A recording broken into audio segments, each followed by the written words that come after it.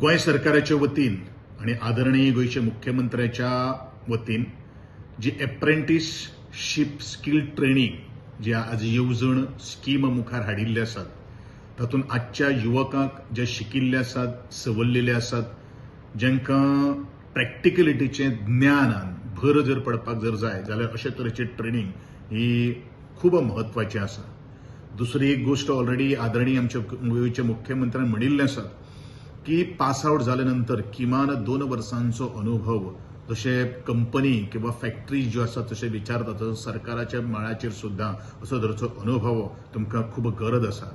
ह्या अनुशंगान तुमी तुमचें एनरोलमेंट करून घेवचें. एप्रेंटिसशिपाक तुमी आपली